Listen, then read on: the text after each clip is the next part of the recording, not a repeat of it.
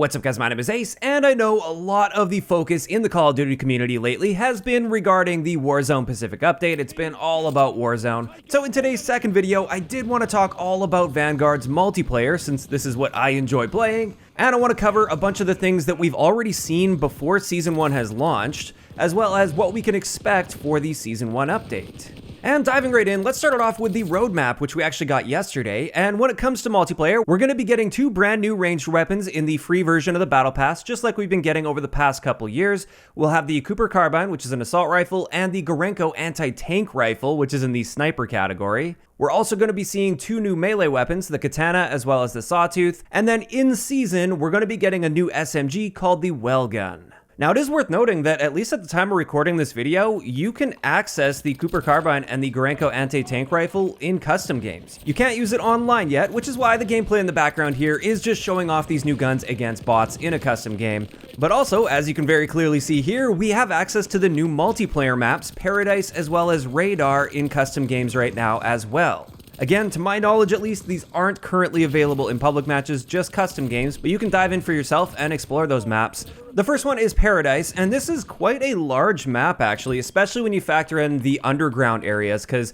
there's an above ground fighting area, and then you can also get underground. As for my first impressions of this, I'm not too sure I'm going to like this one, just based on the layout and my very early initial impression playing against bots. Obviously, we won't know how it's going to play until we get into public matches. But yeah, that's the first one, that's Paradise. As for the second multiplayer map, there's only two for this particular season. This is Radar, which is a remake of Dome from Modern Warfare 3. Not to be confused with Dome from World at War that we already have in Vanguard. But after exploring this one a little bit as well, it doesn't seem like it's a true one-to-one copy from Dome. Like as far as the layout goes, it seems like things have been shifted a little bit here. And then also, of course, they added a lot of little destructible areas that didn't exist in the Modern Warfare 3 version. Now on top of this, for multiplayer, Control is going to be coming back. This is that game mode that was introduced in Black Ops 4. It's a round-based mode where there's two objectives. One team has to capture, the other team has to defend, and each team will have a limited pool of lives to use per round.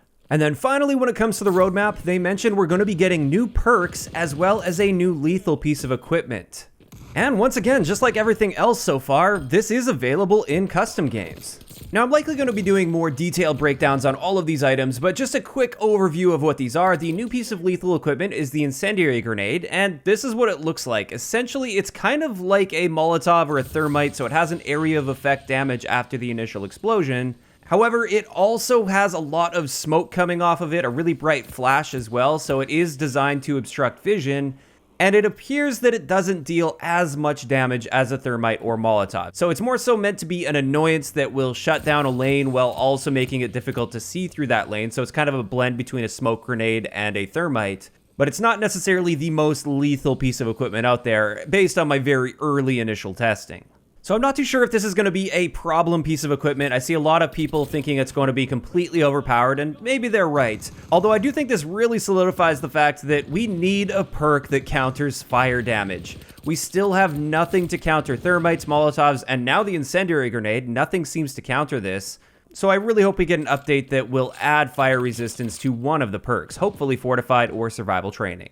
Speaking of perks, let's go over the new perks they added. The first one is in the tier 1 slot. This is Serpentine, and with this, when you're sprinting, you will take less damage from explosives and from bullets. And based on the blog post, it appears this is going to be a 25% reduction to incoming damage, and it only works while sprinting. So most of the time, this means it'll take you 1 to 2 extra shots to kill a player that's sprinting and using this perk. And when it comes to my opinion on this one, I hate it. Straight up, I don't like this at all. I'm an aggressive player, I like rushing, and I like things that encourage rushing normally. However, I absolutely hate inconsistent gunfights and an inconsistent time to kill.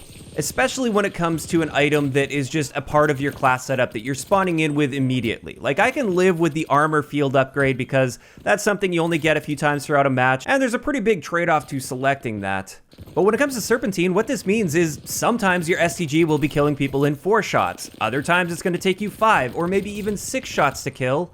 So you can't really get that muscle memory down of just sort of knowing instinctively how many shots it's going to be taking to kill people, and I really don't like this at all. Especially because, at least in the game's current state where we can access this in custom games, it doesn't appear that you get a special hit indicator that's telling you that that player has Serpentine, and therefore you're probably going to have to put an extra round or two into them to finish off your kill. Now, I do think the one saving grace with this perk is the fact that it's in the tier 1 slot, and therefore it's got a ton of really good competition here. Like, personally, even though I am an aggressive player, I think I would rather be staying off the radar, and I'll still be using the ghost perk, and I'm sure many players are going to be doing the same, but that doesn't change the fact that it's still going to be annoying to run into that one Serpentine player that you have to put that extra bullet into, and I just don't like the inconsistency that this will bring to the gameplay.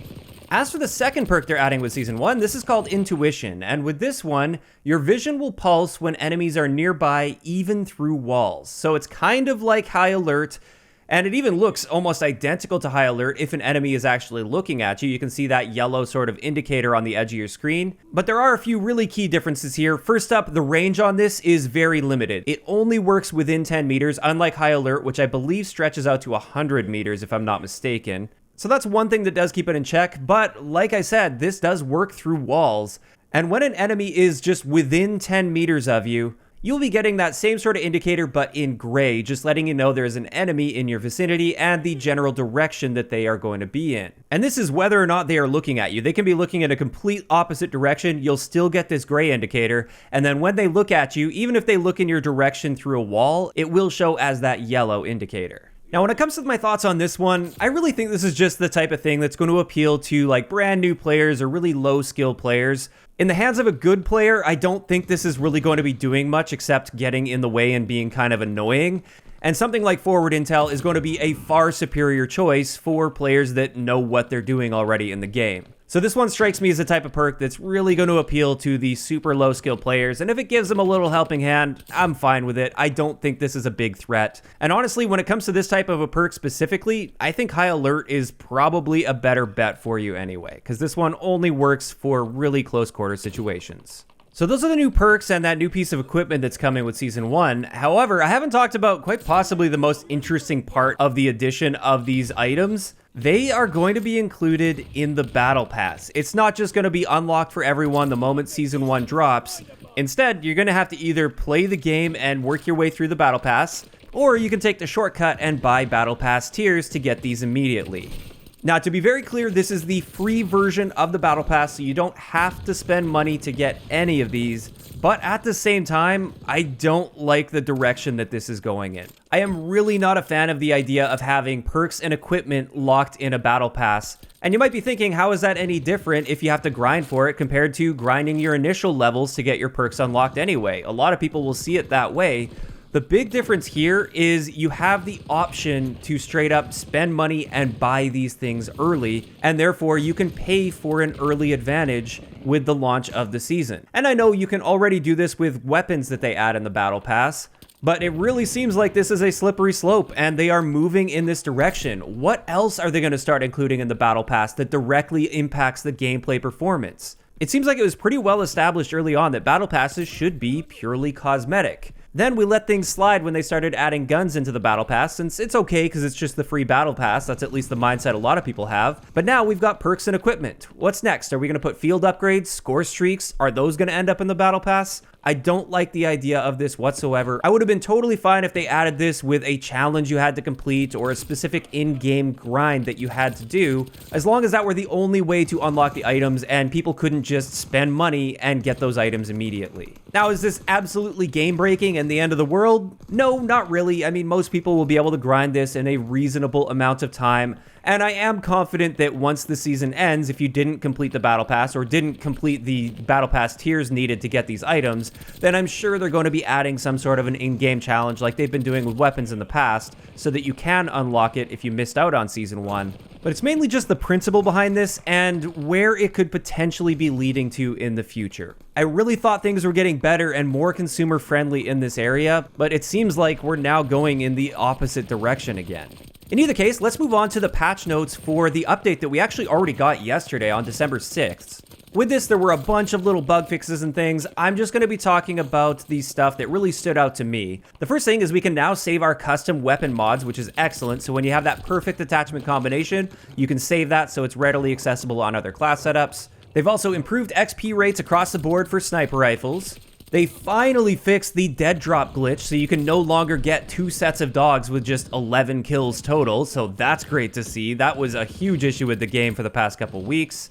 They added damage direction indicators if you're using a flame knot, so now you can tell where you're being shot from, at least roughly when you're using a flame knot, which is helpful because for the high streak that it is, sometimes it just really isn't good enough to compete, especially on some of the mid to larger size maps. And then they also just fixed a ton of the challenges that were bugged out and not working properly. Some of the out of map exploits as well they've taken care of. And apparently they've improved stability when connecting to lobbies. I don't know exactly what they did there and if this is really noticeable, but they said they have improved stability a bit.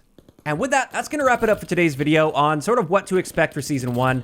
They did also have some patch notes talking about the update that's coming for Season 1 on December 9th, and with that we will be seeing some weapon balancing. But instead of covering that here, I'm just going to cover it in great detail once it actually happens so you guys know exactly what is changing. And with that, I'd like to know in the comment section below, what are you thinking about Season 1 for multiplayer so far? And what do you think about the fact that they are adding new perks and equipment and including it in the Battle Pass? Just let me know all of those thoughts in the comment section down below. If you enjoyed the video, a like rating is always appreciated. And don't forget to subscribe for more if you haven't already.